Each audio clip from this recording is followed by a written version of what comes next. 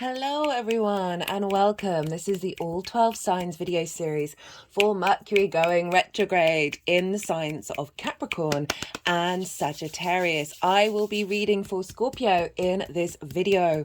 My name's Chloe. I work with card divination, astrology, and I channel energies through my body. As you can see, my hands are moving around right now. This is independent of my conscious thought, drawing in energies from different dimensions to help us heal, help us clear stuck energy, and open up portals to source for downloads to connect us more into our soul's frequency. It's like a form of light language. For those of you who know your time of birth and know your natal chart, I really recommend checking out the sign that falls in the first house. This is called your rising sign, where your ascendant is. All of the signs in this series will be as if they are in the first house, so the astrology will link closest into that. However, this does not invalidate you looking at any other part of your chart.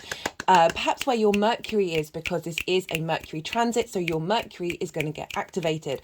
Whatever sign you're looking into, just look to where that falls in your natal chart, look to the house that it's in, and the themes of that house, and apply those themes to the messages that come through. I hope you enjoy this series.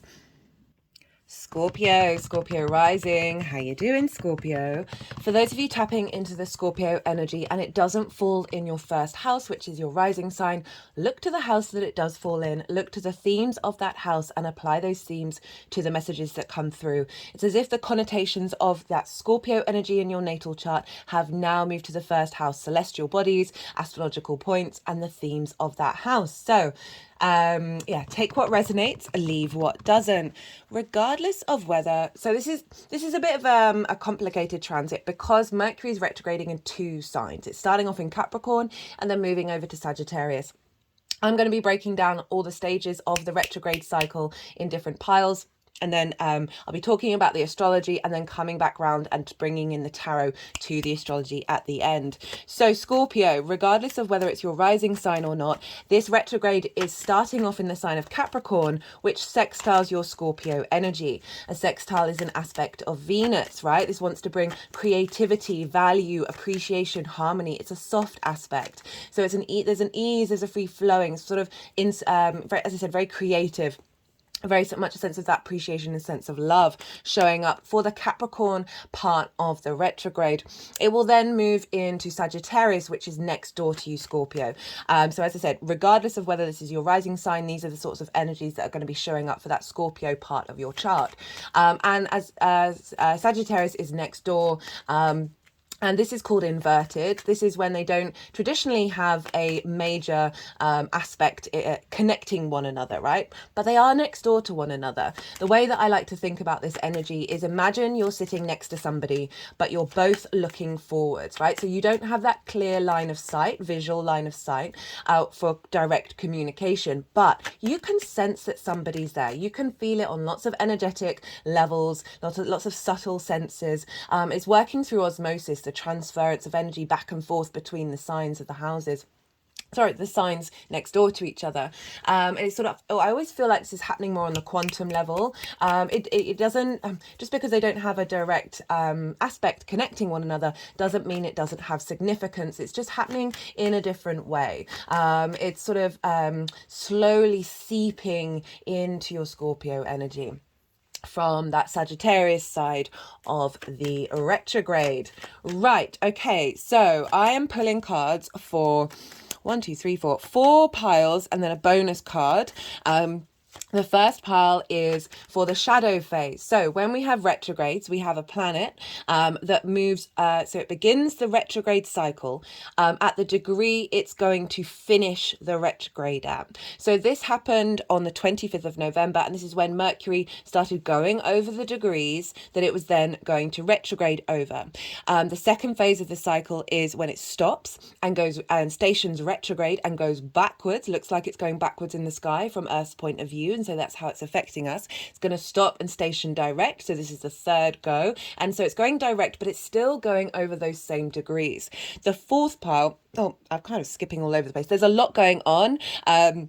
So do bear with me as I'm trying to break it down in a way that the information will go in, because there's a lot going on. All the dates, all the sort of the aspects and the degrees are all in the description box, because there's a lot of information. So I know it might get overloaded, but it's all there, so you can go and write it in your diary and see what's showing up. So basically the first pile is the shadow phase. This is when Mercury's direct, but going over the degrees it's going to retrograde over. And as I said, that kick-started on the 25th of November, a couple of days after that full moon in Gemini. So we got the download from that full moon. If you want to go check out that series, that's all live already. It's part of a longer term cycle from that full moon in Gemini to the new moon in Gemini next year. But the reason why it's significant is because Gemini is ruled by Mercury. So Mercury would have got a really strong download from that full moon that is then implemented into that shadow phase. So you might want to go and see what showed up for you in regards to that full moon, and then come back and watch this video.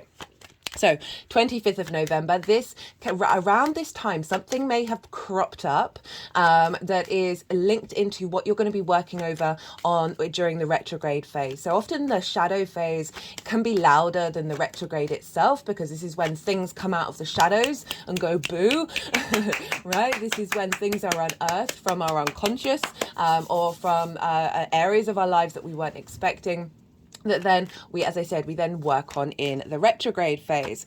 So the second pile is for the retrograde itself.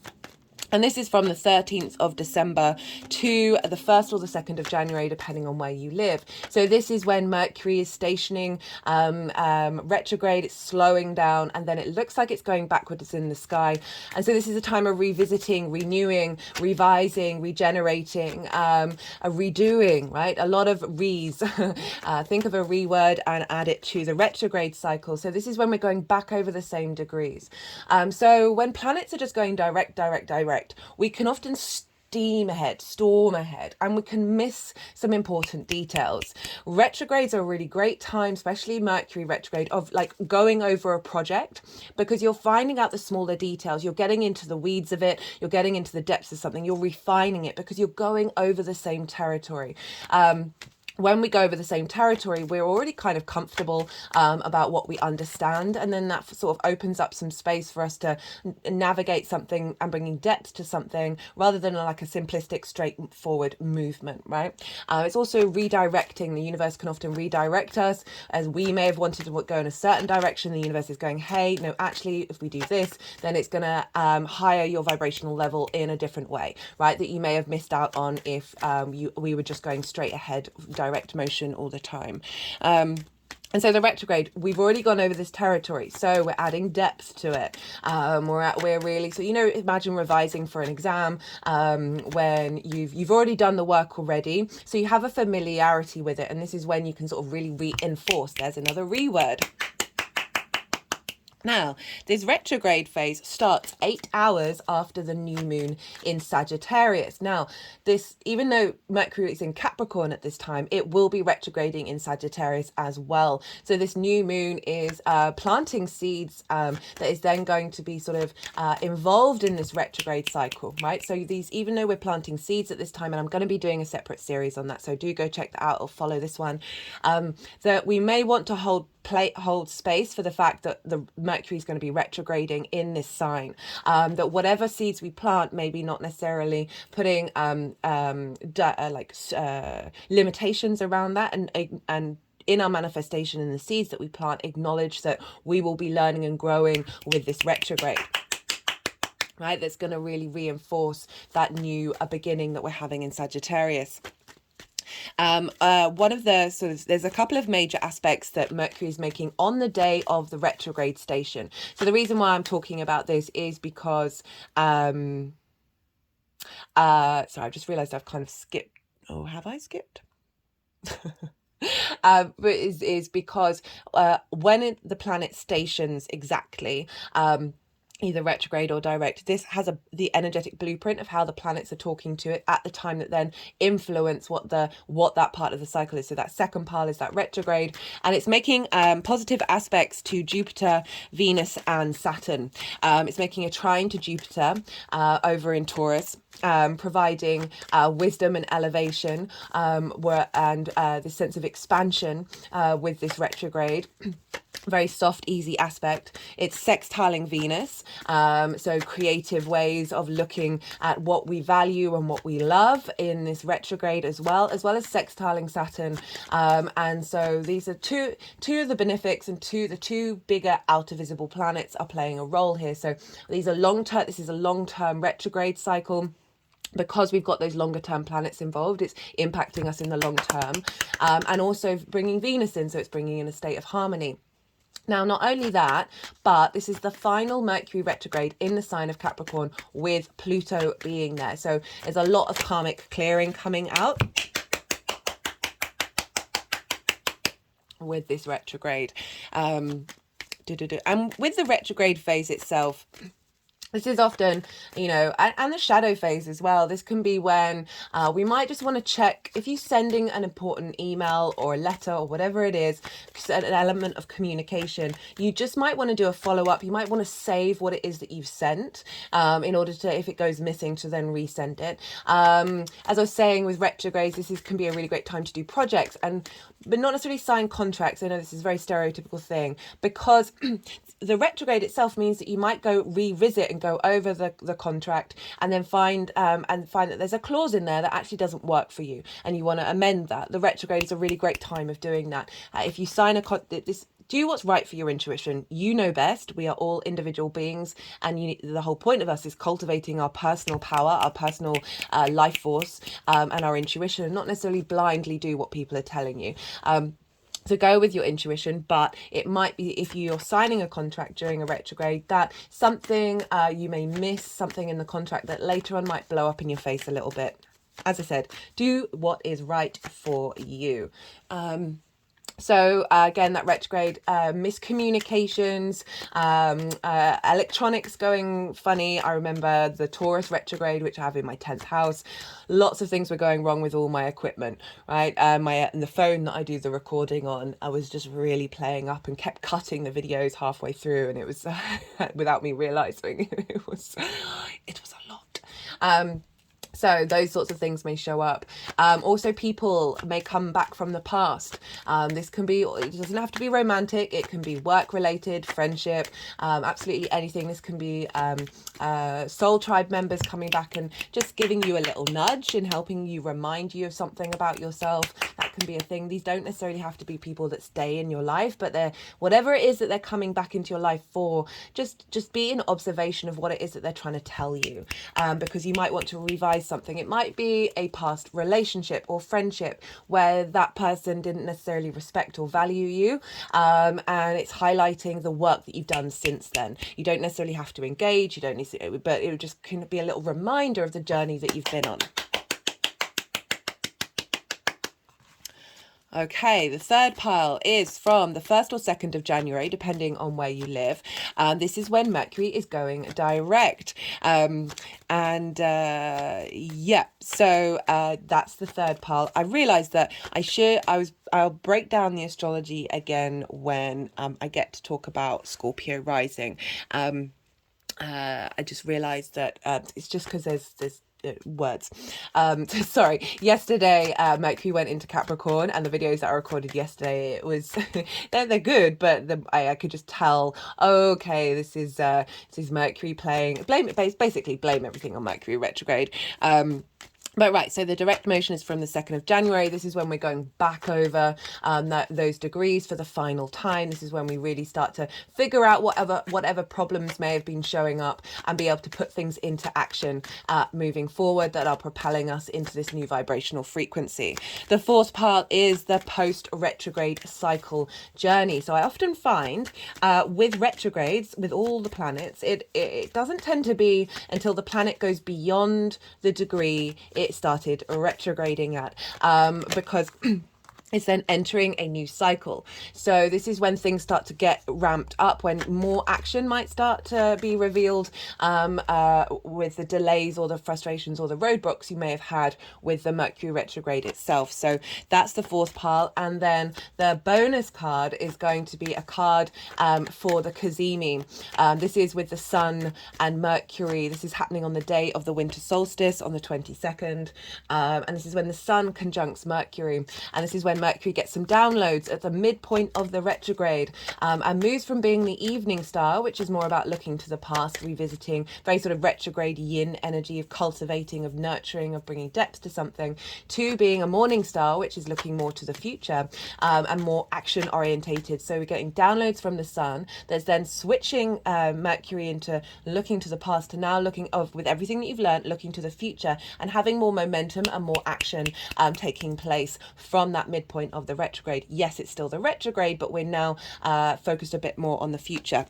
So I'll be pulling a card for that. Now, this is activating a cycle of fire sign retrogrades with Mercury. It's starting in Capricorn, but it is a lot of it is in it's in Sagittarius. Next year we'll be having a Mercury retrograde in the sign of Aries, just in Aries, and then later on in the year it will be a little bit in Virgo, and then it will be in Leo. So we've moved away from the earth signs and we're moving into the fire signs in terms of these Mercury retrogrades. Now, Scorpio rising, what is going on? Now, there's a lot here because, as I said, Mercury is retrograding in 2 signs. So we're kicking off with Capricorn. So for the first bit of the retrograde, it will be in the sign of Capricorn. And this is in your 3rd house. This is sextiling your Scorpio energy. As I said, sextile, an aspect of Venus. It's a harmonious aspect. It's a soft aspect. She wants to bring love, appreciation, harmony, value, a sense of creativity. And this is in your 3rd house of the goddess, right? So this is opposite the house of the gods, which is the 9th house, which is sort of like your big perspectives in life, your morals, your ethics, your philosophies. And the 3rd house is how you bring all those ideas into your day-to-day. How do you bring meaning into your day-to-day? This is your local community, the things you do on a day-to-day basis, the places that you go, the people that you see on a day-to-day basis. And it's also communication, as well as short distance trips, as well as learning something new for the first time because it's linked into schools, as well as siblings. So there's a lot going on in the 3rd house, as ruled by Capricorn, and therefore ruled by Saturn. So Saturn is playing an impact on what's going on for this cycle. And so Saturn is for you in your 5th house of your creation energy, right? This is the house of joy. You may have found with Saturn being there that the joy isn't as readily available as it normally is, right? This is Saturn trying to give depth of maturity to your creation energy. And after Saturn leaves Pisces, you're going to get a little bit of a release of that. And probably look back on everything that you've just gone through and be like, I've learned so much about who I am in relation to my pleasure principle, in relation to how I find joy, in relation to my creation energy, right? This can be linked into children, both literal, your own children you work with, as well as things you birth into the world that come from a creative space, and your inner child. As well as romance and short-term dating, games, fun, play. So Saturn is influencing the Capricorn side of the retrograde. So it'll be the end of the shadow phase. So that's pile 1, the beginning of the retrograde, and then back at the end of the retrograde and the end of the direct motion. So it is a bit complicated. I will be putting the dates in the description box of when Mercury's in Capricorn and when Mercury's in Sagittarius, because the rulership will switch when Mercury changes signs. So Saturn in your 5th house is having an effect on Mercury in your 3rd. So responsibility, duty, integrity, commitment and legacy, potential restrictions, showing up around your creative energy, but a real sense of maturity, a real sense of authority coming through in the way that you communicate, the way that there's Mercury moving through the 3rd house is a revisitation on how you find meaning in your day-to-day, how you communicate and express yourself. And this is being supported by the longer term cycles of Saturn. Saturn really wants your foundational structures to be strong. So it's making sure that this Mercury retrograde, this transformational energy with Pluto, is in alignment with the longer term cycle of Saturn in regards to your creation energy and your joy. So there may be some restrictions around that in order to bring depth of understanding to what that truly means to you, rather than a sort of like a superficial level engagement with your creation energy. So Saturn will be impacting Mercury at the beginning part, where your cardinal Capricorn energy of instigating a new sense of seriousness and commitment and legacy around how you express yourself. It's a Saturn ruled sign, Capricorn, so there can be an element of saying no to something. Whether a no to an old way of communicating, that you're just like, that isn't serving me any longer. No to a new way of your day-to-day, your routines, and finding depth and meaning in your day-to-day, with this boost of the longer-term legacy of your creation energy, your joy energy, feeding into how you express yourself and how you move through the world on a day-to-day basis. And then Mercury is going to be moving into your second house, Scorpio rising. So this is your resources, the things that you value, your skills and resources in how you bring in regular money, right? And how you manifest. It's also, most importantly, how do you value yourself? Mercury moving through here is now moving into a Jupiter ruled sign. So it's moving from, Saturn can be the sort of no planet, and Jupiter's definitely a yes planet. The sense of expansion, the sense of generosity, the sense of wisdom, of finding the light within yourself, the sense of knowing of your own value, right? That's what I'm getting from this one, where we've committed to something in the third house of how you express yourself, of releasing any limiting beliefs around how you find meaning in your day-to-day, how you find meaning in the way that you express yourself.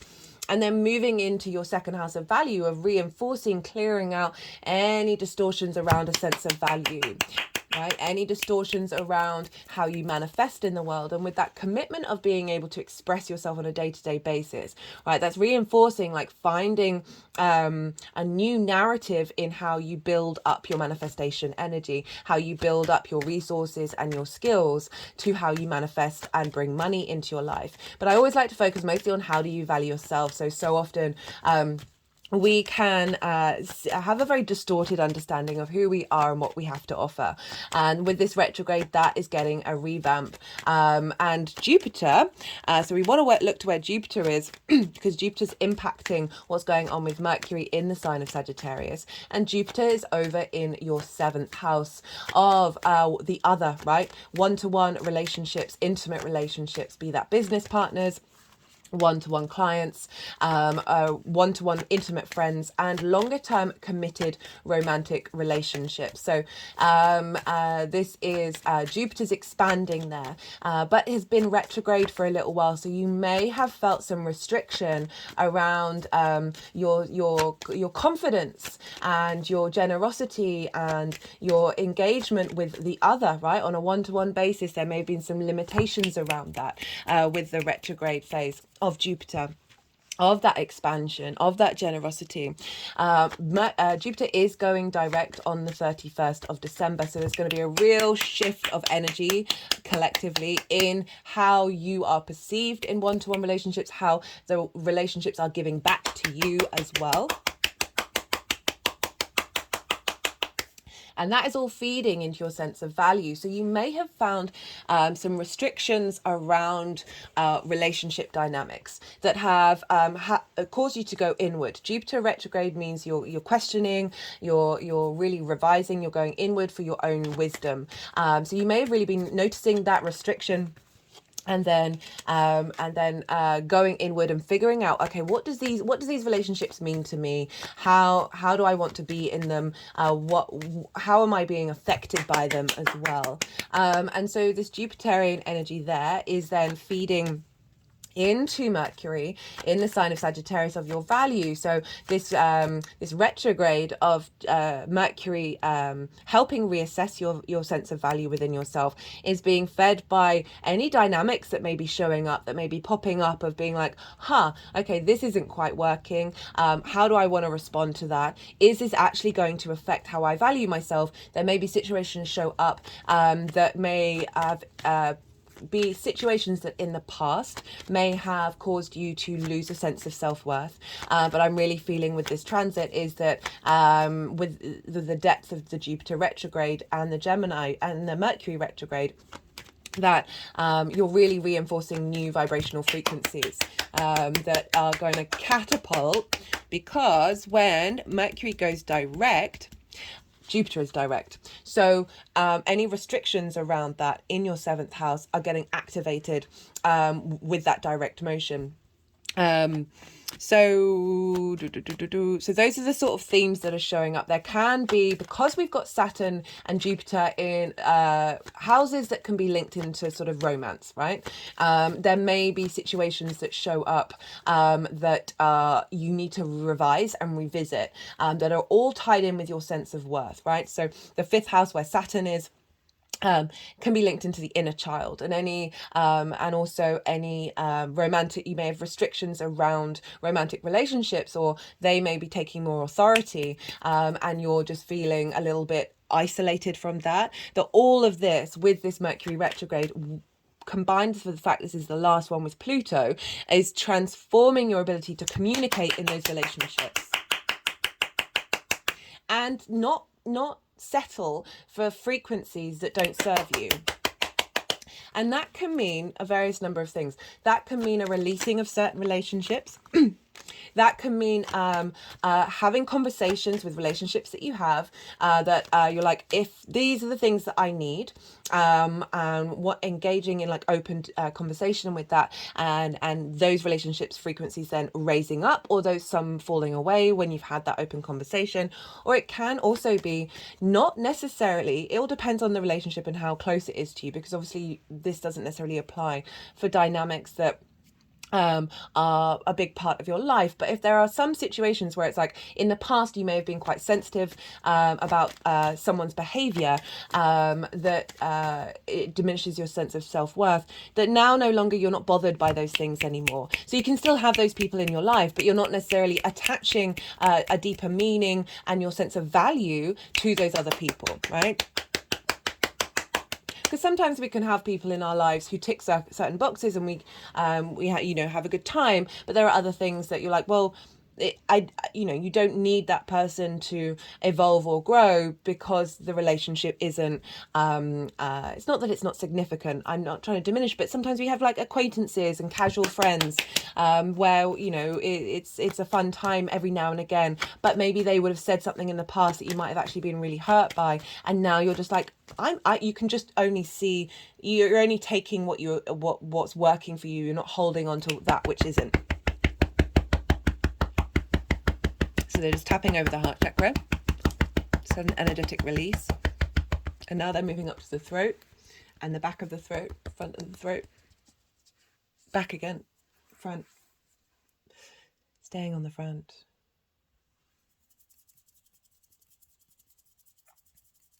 So there's a lot about pleasure principle, and that isn't just romantic.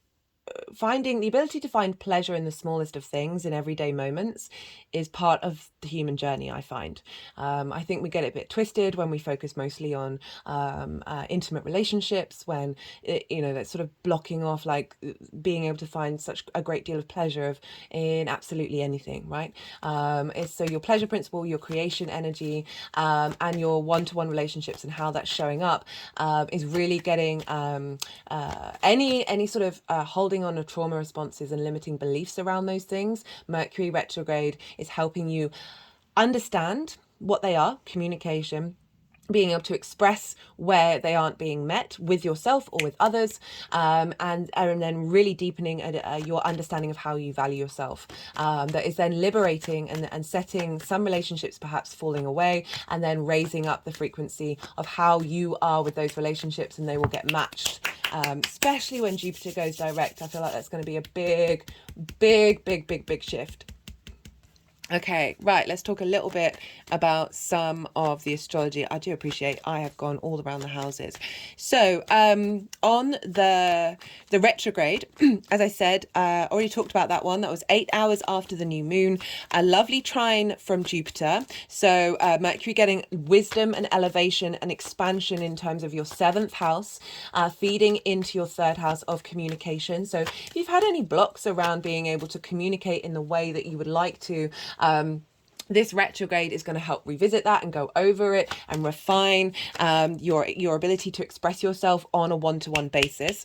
It's also sextiling Venus, who's in your 1st house of your sense of self, how you embody your sun or your moon in your actions and your deeds, depending if you've got a day or a night chart. It's your body, it's your vitality, it's your appearance, it's your character, and it's often how other people see you. So Venus, she's in your powerhouse, right? And sextiling this Mercury retrograde of saying, making sure that people appreciate and value you, right? Transforming any difficulties there may be around that, or certainly maybe how you see yourself as well. So that Venus sextile is finding creative ways, finding a sense of appreciation, and this is all instigating the blueprint of the retrograde. So it's going to be influencing the retrograde cycle. Of Mercury going, okay, let's get this in alignment. Let's find some smoothness and charm in the way that we communicate, and a real sense of depth as well with that Venus and Scorpio energy of being able to speak your truth. You know, Venus in Scorpio, traditionally, she's in detriment, because she's opposite the sign of Taurus. I love a Venus in Scorpio, very intense, very passionate, very loyal, very willing to when Venus is going through Scorpio for you, Scorpio risings, your desire to understand and appreciate yourself and go to the depths and get really intimate with you is going to be really, really powerful.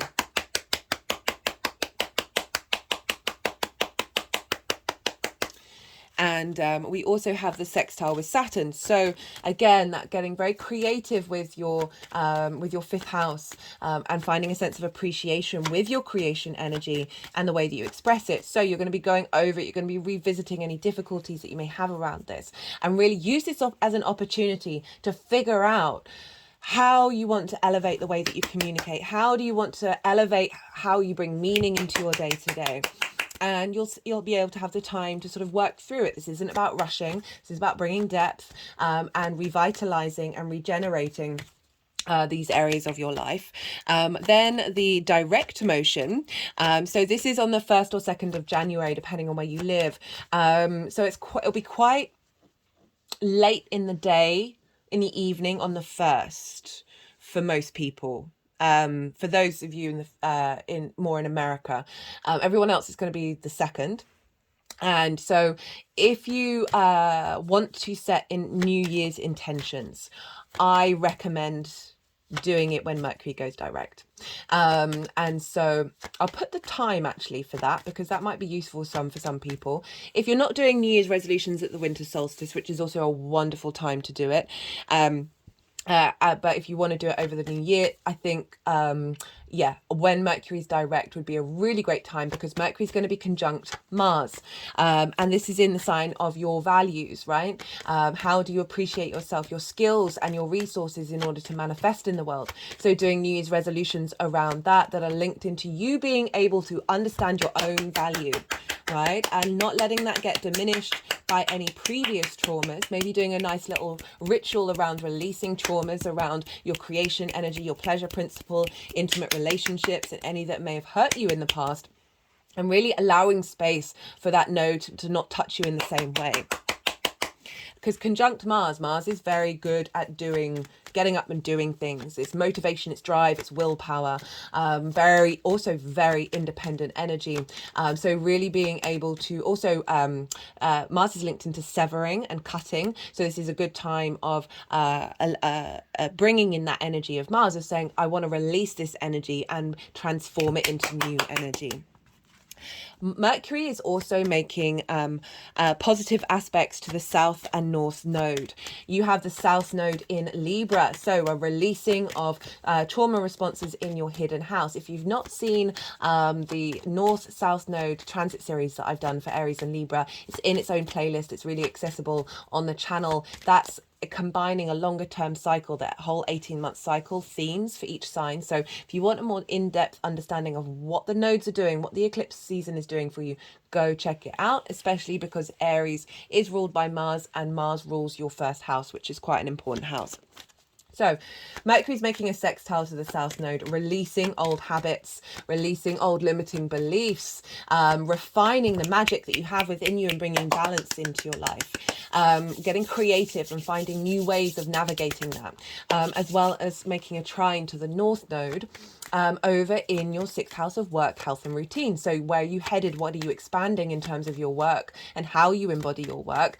Doing intentions around Mercury being in the second house of your skills, your resources in order to make regular money. And also like, how do you manifest in the world and how do you value yourself in alignment with what this North node is trying to do, is like push you forwards and making sure that you fully embody how you work in the way that you work on a very individual level. So very supportive aspects. Mercury is also making a square to Neptune in your fifth house of creation energy. We had that square at the Gemini full moon, which is kind of why I've highlighted, maybe go and check that video series out.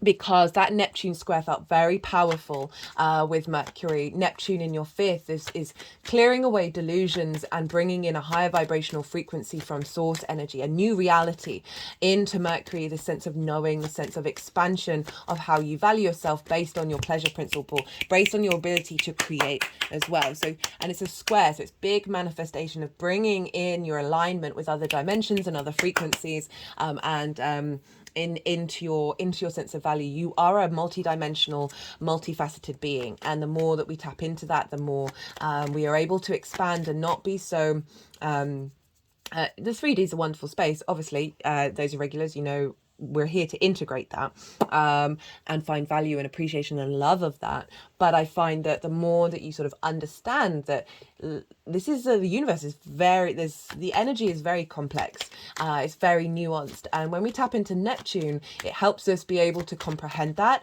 and make peace with certain things in who we are that may be nothing to do with us, ancestral stuff, past life stuff, and really tap into that soul energy of how to value yourself. Could be a really great thing on this day. Setting new intentions. What else is going on? We also have a lovely square with Juno and the moon in Virgo. And this is in your hopes and your dreams, your friends, groups and alliances, and reaping the benefits from your 10th house. So I love this combination.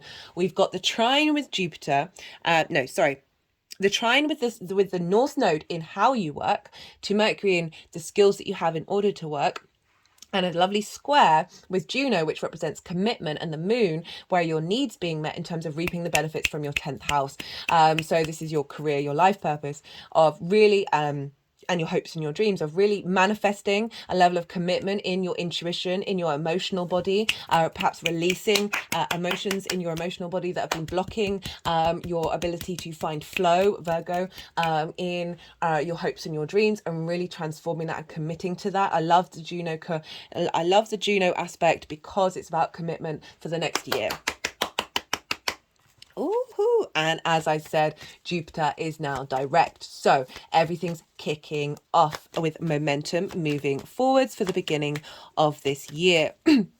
Now, the post-shadow phase, this is on the 21st of January. This is the post-retrograde cycle.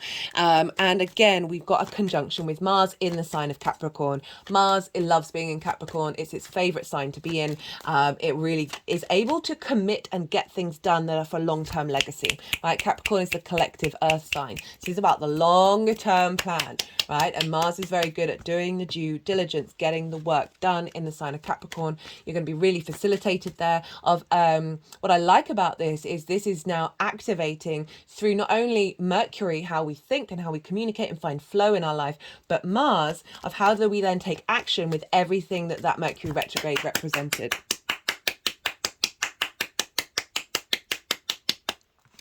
Then we've also got that trine with Jupiter, but now Jupiter is going direct. So you've got more, this is a great energy because Mercury conjunct Mars is your ability to communicate your will and your motivation and your drive and your independence as well, with that trine to Jupiter of finding deep expansion when it comes to one-to-one clients, business partners, intimate friends, and longer term committed relationships. It's also, I see the 7th house as your commitment to source energy, right? Not your commitment, sorry, your one-to-one relationship with source energy. So sometimes that can show up as well, that you may have felt a bit disconnected from it. And now with Jupiter going direct, that there's more expansion and wisdom and understanding of what that connection is and means to you.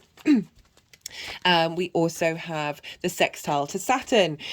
So there's those outer planets, and the planets that are governing this retrograde are playing a very pivotal role in this retrograde. So, Jupiter ruling Sagittarius, Saturn ruling Capricorn, both making harmonious aspects to Mercury in order to facilitate, as I said, the longer term cycle.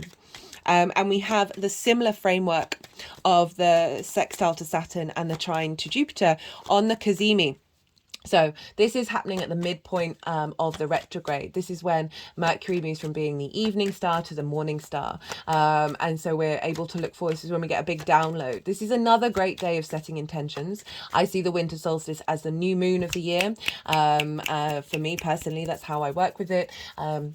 Because this is when the sun starts to get, the day starts to get longer and longer. Admittedly, the night is still the longest, but if you imagine the moon, this is when the slither comes out after that new moon, and slowly builds and builds and builds. So this is, that's another great day to set intentions. They may be different intentions to the ones that you set on the 1st or 2nd of January, but overall, just... we've got that commitment coming in from the Capricorn energy, right? That collective earth energy. And the ability to instigate is cardinal, and start a new cycle. And then we've got this very expansive, deep knowing and generosity of Sagittarius, very mutable, very adaptable. So we're instigating and then we're adapting. We're coming from a place of responsibility, maturity, to this wisdom, this generosity of Sagittarius. And I really love the flow of this. It feels both playful and serious at the same time.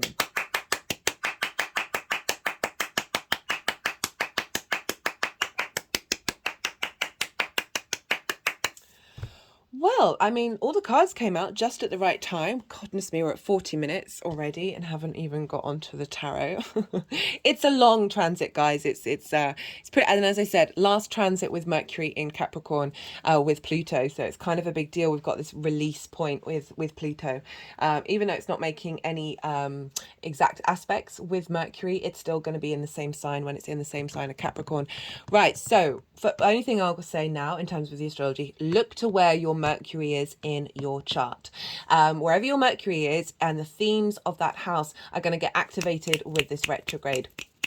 So that's going to add on a more personal level to this general reading for you. Okay, so we've had the Yang Day action side of the reading, the go, go, go, the stimulation, the extrovert, and now we're going to have a little bit of yin, night, rest and digest phase, right? Because I'm going to go quiet and soften my mind and let the energies move through me. They're going to do some energetic work. They're going to move the cards around, and then eventually they'll put them into the 4 piles.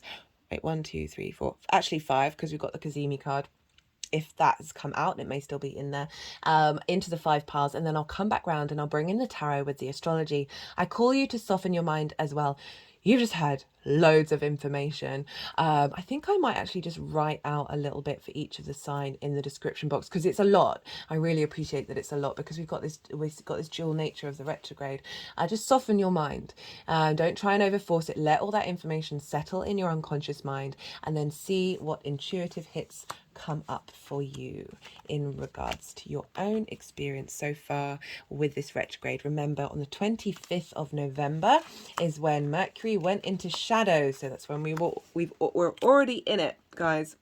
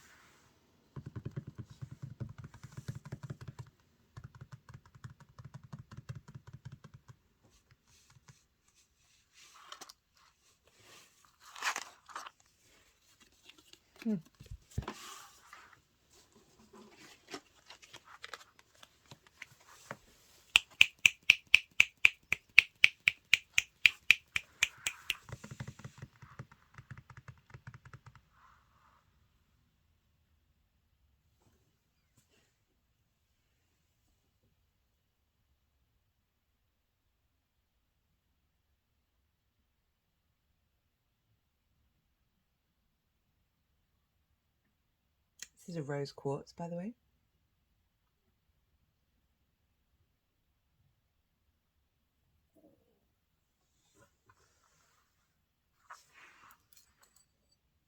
Let's just put the end of the necklace on this charging stone that I have. I'll just show you.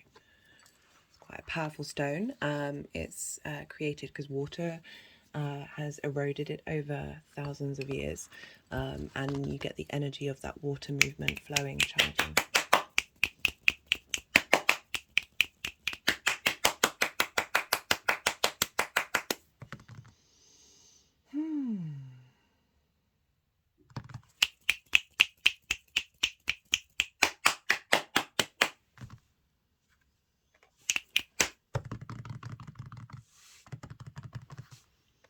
Okay, Scorpio. So this is the shadow phase. So this is from the 25th of November to the 13th of December.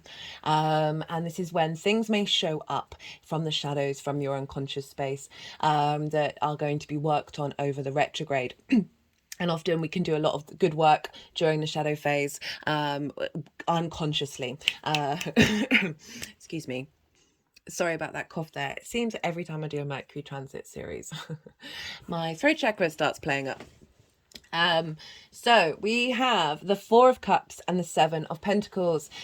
So the Four of Cups, there's an element of melancholy. There's an element of stagnation, of frustration, of this. I always feel depression with this card, right? It's not quite the Nine of Swords, which is more anxiety. This is when you're really depressed, you can't really move. There isn't much momentum in your body. Right, it's not that you're so sad, so very sad. It's more that everything is kind of numb, and we've got this they're looking at the Three of Cups, and this represents flow, harmony, abundance, celebration, joy, being around like-minded people. And this figure here is sitting cross-legged, crossed-armed. They're crossed, they're blocked. There isn't movement in this card. There is stagnation, and they're looking at this thing thinking this is out of reach, but their hands aren't reaching out to touch it. They're not moving to touch it. But it can be that situations have shown up where this is just how you feel. And it can be a very difficult situation to get out of because of that fundamental lack of energy in the body, lack of emotional connection to joy, in order to get that momentum up and running. And we've got, with this card, it's always that this figure isn't aware that there is something coming in, right? There is the Ace of Cups. There is this new opportunity coming in from the universe, this sense of abundance that's coming in. And very interestingly, we've got the Page of Cups as one of your cards over here. That there is a shift of energy happening here. So this card, with the retrograde, with the shadow phase, this is going over communication, your day-to-day, finding meaning in your day-to-day and your sense of value. Okay, so this is very much this sort of this heaviness around that. And acknowledging it and being aware of it. And I say you're aware of it is because we've got the Seven of Pentacles showing up. And this is about seeing this show up and then putting in the work to try and shift that energy. Right, the Seven of Pentacles, this is like, imagine growing vegetables at the beginning of the season. They can take a really long time to get big, and then you're like, how is this even going to get anywhere? There can be an element of frustration because right at the beginning you've got to get that habit in, you've got to do the routine, and you're not necessarily seeing the results. But there's also the diligence of the farmer, of making sure that you are doing things on a day-to-day basis that help facilitate and navigate outside of this sensation.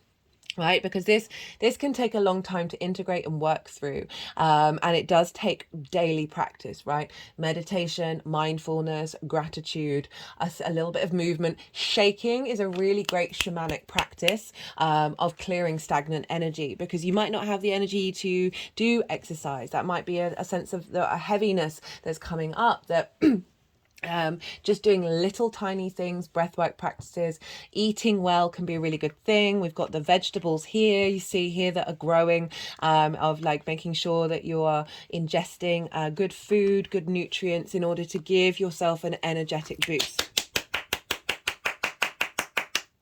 But just in general, this may be a part of your existence that has only just sort of reoccurred, right, and re-shown up, because it may be something deep in your unconscious space that this retrograde is saying, hey, no, we need to look at this in order to break out of a cycle that you might not even be consciously aware that you're in. But it does say, like, this is obviously instigating since the beginning part of the cycle. It's the first cycle of, yes, this is the beginning phase of working through that. But this card really does say doing things on a day-to-day basis. Water yourself. You are this plant that's kind of looking at the bigger plants, looking at other plants, thinking, well, why am I not big yet? You got to water your plant with the Ace of Cups. In order to get yourself into alignment. I mean, these are things that we all have to do. And yeah, with this retrograde, with everything that I kind of talked about you finding the ability to communicate with yourself, with your emotions, with that grief, with that depression that you might have within you, with that melancholy, spending like a daily practice of just holding space for that emotion, and passing no judgment and just letting it flow through you, can be really great with this, with that Seven of Pentacles.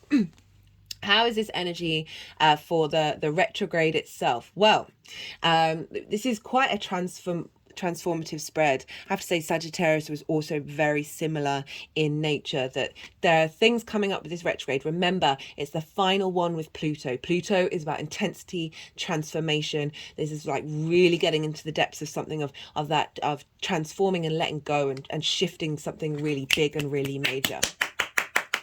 Had an big energetic release of that one. So for the retrograde, we've got the 10 of Wands, we've got the 7 of Swords, and we've got the 8 of Cups. I like this combination for the retrograde because this is saying things are getting cleared out and you're able to think differently and have the courage to move into a new frequency. Right, you've got the strength and the ability to do it. 10 of Wands is such a powerful card because yes, it represents a heavy weight, a heavy burden, but the strength and the ability to do it, right? And it's a 10, so it represents completion. And so this figure is nearly at the way home. So this is we're also with this, with having that strength and that determination. Remember, Capricorn has a lot of power, right? It has the ability to go the distance and to commit to something that's long term. Remember, this is how you communicate, the lens in which you communicate through. There's a sense of grounded loyalty. There's an earth, there's a structure. This is, the sort of the project manager rather than the small details. This is the longer term goals of your day-to-day and bringing meaning into your day-to-day. Remember, I said the third house is about meaning, and it feels like this is showing up that not only is this about not necessarily finding that meaning into the day-to-day, but forgetting that you have that Ace of Cups within you in terms of your sense of value, right? Okay, so the retrograde, the 10 of Wands. This can be, that maybe what I'm getting with these cards is that it's not that this 10 of Wands is just all of a sudden showing up. It feels, because just all of a sudden the 10 of Wands showing up in your life seems a little, I mean, it is the Christmas season, so there might be lots of things that you need to do, but what I'm feeling is like this is a culmination of that energy that this retrograde is helping you move through, that you've had this already, and that this is what the retrograde is. Mercury is, how do you see it, how do you look at it, how do you communicate with it? And it's coming with the 7 of Wands, which is, I love the 7 of Wands. It gets a bit of a bad rep, but look at the color of it. It is the color of the sun. This represents finding a different way of thinking about something. So finding a different way of looking at burden, because this isn't necessarily a bad thing, right? Sometimes we have lots of different things we have to do because we want to do them, because we're putting the effort into something that is serving us and giving us a sense of safety and security. But you may have been going through a process where all you can focus on is the weight of it rather than the why of it. Just had an energetic release at that as well. Because this figure here, they can't even see that there isn't a cloud in the sky, right? They're hunched over, their eyes are on the ground, plodding one foot in front of the other. That's a heavy energy, right? Hunching over. I'm aware of it where I sit when I do these videos. I'm very sort of hunched, and I keep putting practices in for myself of making sure that my spine is straight, because there's so much energy in our spine. This can be like the weight of, thinking about Pluto, the weight of ancestor burden as well in your day-to-day, and being able to find meaning in it. This person is so, it's like they're very in the moment, but not in a way that is supportive, because they're struggling to find the beauty, find the meaning in their day-to-day because it's just all about the burden. And so with this retrograde in your third house of that and how you value yourself, this feels like there's been a weight put on you. Again, as I said, all the focus is on, all the visibility is on the burden rather than the why, and the fact that you are able to carry these 10 wands, right? And that is a superpower. So this retrograde is helping you revisit your understanding of what this means to you, right? So this figure is, you see here, they're holding the 5 of Swords. In the tarot, the 5 of Swords is all about conflict. And so this is stealing away conflict and providing space for intuition, because we've got the 2 of Swords, which is all about going inward in order to make decisions, right? And having, there's an element of peace. It's the Moon in Libra, balance and harmony. So that it really feels like there's an activation of peace and by the removal of conflict coming up with this retrograde.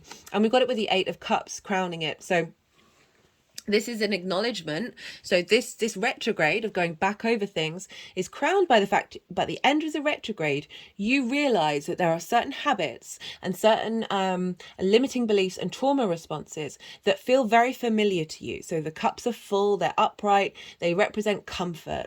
And comfort can come from our unconscious mind that is blocking, like feels comfortable because it's all we've ever known, but actually doesn't serve you. And this figures have the courage of bearing witness and understanding this dynamic, because you've had the help and support from the planets of being able to move forward, of then at the end of the retrograde of starting this journey to this higher perspective, that is going to bring a different frequency, emotional frequency into your being. So again, all those themes linked around value and the way that you communicate in the world and the way you find meaning in your day-to-day that's being impacted by your creation energy, how you find joy and pleasure, as well as any limitations you've had around the sharing your wisdom in a one-to-one relationship dynamic, right? Or finding a sense of abundance and expansion on a one-to-one basis. That's all shifting, right? At the end of the retrograde, like you've been able to find a different way of looking at it, and that's given you the vision and the clarity to emotionally go, no, I'm drawing a line under this and I'm walking away from it. For the direct motion, well, we've got a shift of gear here. We've got the Star card, we've got the Knight of Pentacles and the Knight of Cups. We've got 2 Knights. So this is the direct motion on the 1st or 2nd of January. A good time of setting resolutions is when Mercury is conjunct Mars. So Knights embody their suit, they embody their element. So this is action-based, this is movement, this is momentum moving forward. I love this combination with the Star. So the Star is all about, wait, what are you wanting to do with the Star? They're really wanting to keep the Star behind these 2 cards. So so I just feel that this whole journey from front to end. So, okay, right. So the Star card can mean different things. And I feel at the back, it's saying deep healing, deep reconnection to yourself. She is unclothed. She is rid of masks. She is more uniquely herself, and she honors the healing that she needs to do for herself. So this is having gone through this journey, you're now in this process of deep healing and you're taking action on it. We've got the ace, the Knight of Pentacles. Don't know why I said ace there. And this is the biggest horse in of the knights. It's the slowest horse. There's a sense of you will get there, and there's a loyalty, there's a commitment. You see here, this field is plowed. This is freshly to plant new seeds of your resolutions in order to take action on. We've got the oak leaf up here, which represents wisdom and strength, the dedication, the determination to instigate this new framework. With the Knight of Cups, which is so lovely after that Four of Cups of feeling melancholy and feeling quite stagnant and quite heavy in an element of depression. With the Eight of Cups, which is a difficult card, it's a very courageous card, but it still represents a shift of emotional vibrational frequency. And then with the fact that the Knight of Cups is shown up for the direct motion of saying you're committed to instigating this new journey. The Knight of Cups is, there's a romance to the Knight of Cups. That I talked about, that pleasure principle and how we limit it to romantic relationships. So sometimes we just fix that on the Knight of Cups as well. This can very much be about a new frequency around romance and intimate relationships. But if we think about this for you in terms of your pleasure principle of finding meaning, finding joy in your day-to-day, the Knight of Cups is wanting to do that. The Knight of Cups is wanting you to see the value in yourself, to romance yourself, to see the love within you, to see the passion and the drive within you. And I just really like this combination of this commitment and loyalty, and also this love, right? This is also about intuition and your emotional body, and taking movement to shift whatever's been that Four of Cups within you, of taking the action and finding the will and drive to be able to do it.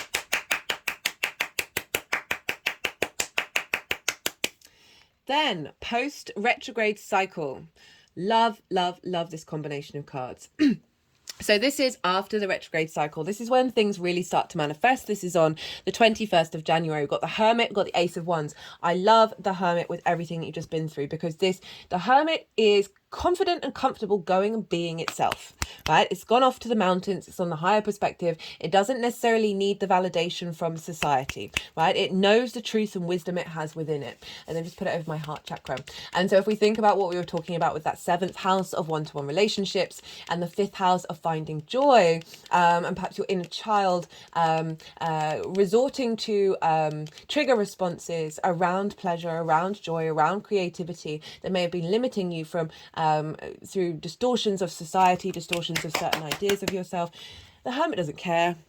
In the best possible way. The Hermit has freed themselves of those constraints. I talked about ancestral stuff with that 10 of Wands, of constraints of what societal conditioning and things that you've held on from from past lives. The Hermit is very independent, and it has the star card in the star in its lantern, right? I forgot to mention, that reminds me, thank you, that the star card also wanted to be at the front, and that is hopes and dreams. That is through this deep healing, you are then able to hope and dream again from a very unique space, right? With the Hermit card having the star in its lantern, of this energy is what's guiding the Hermit, of knowing you must maintain your healing process. We must tend to ourselves. We must tend to our unique being and tend to our hopes and dreams from our individual experience, right? So this is in terms of how you value yourself, right? Rather than putting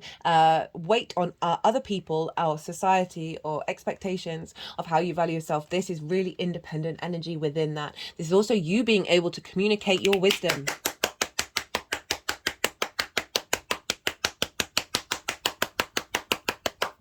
With the Ace of Wands, so very fiery, very passionate, a new renewal of your value, a new creative, passionate, independent, virile, creative energy showing up here, very passionate energy showing up. So independent and passionate, right? So for those of you in relationships, this is bringing in that kind of frequency. For those of you who aren't, who are just tapping into the pure essence of yourself, both and or of your ability to express your passion and the deep wisdom in the way that you communicate, the way that you share your information, and with that deeper knowing of understanding of your value. Okay, final card. This is for the Kazemi. So this is happening at the midpoint of the retrograde. I really should start putting that in earlier. The midpoint of the retrograde, this is when the sun conjuncts Mercury. This is on the winter solstice. So this is a powerful portal generally anyway, and then we've got a Kazemi on it. Blimey. Big stuff. So this is when Mercury moves from being the evening star to the morning star, and we've got the Page of Cups, and I love this Page of Cups with these other cup cards that you've got. Page of Cups is very playful. Of all the cups, you know, it's talking to a fish in a cup, right? So this is finding different perspectives. This is tapping into magic, into synchronicities, messages coming in. This represents love, emotional connection, sharing of messages of creativity, of imagination, but it's really just saying that this Mercury is facilitating you finding more joy, bringing more joy, sharing more joy with yourself. And again, that bringing in that Neptunian energy. Got the Four of Wands. Sorry, I just wanted to check the bottom. The Four of Wands at the bottom of the deck, which marks celebration, a milestone, a shift of energy, having done the hard work, right? It's linked into the harvest. But that Page of Cups, again, is linked into children, your inner child, birthing things into the world, that there is a renewal of that. There's a shift of energy. Pages are very excitable. They are the first court card. So there is a sense of an apprenticeship of this new frequency that's showing up here, right? Breaking away from an old frequency and entering into a new one. Woo, okay. Let's get some clarifiers. Let's get some clarifiers for Scorpio.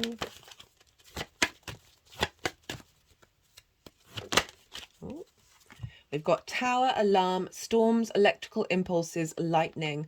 Okay. So the Tower card, this is Mars's card. You are ruled by Mars. One of your rulers is Mars in your Scorpio rising, but it's focusing on the impulses. And okay, so it's focusing on the fact that things are coming down. The Tower pulls things down that don't serve us. In the original Rider-Waite, all the chaos is happening at the top of the Tower, but the foundational space is still there. So there's a clearing out happening here. I love the Tower.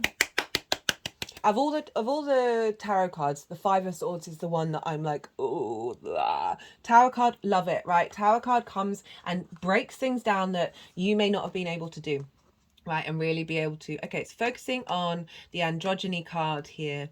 I'm going to be doing the oracle reading at the end of the series, so you might want to come back and check that because it's wanting to go on there with the message that comes through from that. That this retrograde is pulling down structures that do not serve you.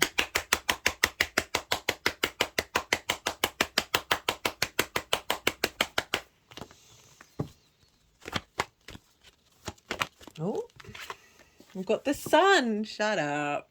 Freedom, nature, free-spirited innocence. So, okay, so what I'm getting with this one, with that Page of Cups, is that there's something about your inner child that's getting cleared and sorted out.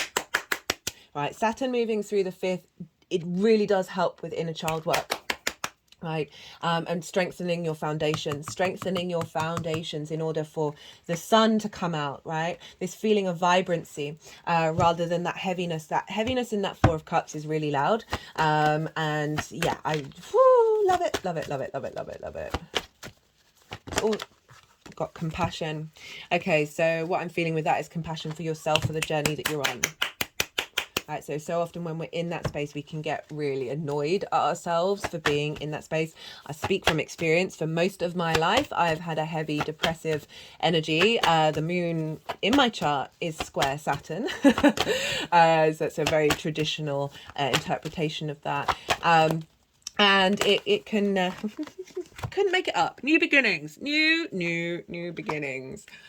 Okay, Scorpio, right. Be kind to yourself. on this journey. Appreciate, have some patience. Things are shifting and changing big time. Like, I'm getting a lot of energy around the baseline of my neck. Of like of a new way of engaging in your mind about how you emotionally connect to things. Right. I'm going to leave it at that, Scorpio, because, okay, 1 hour, 10 minutes. Thank you so much for being here. Be good to yourself, Scorpio. Be good to those around you. And most importantly, be well until we meet again.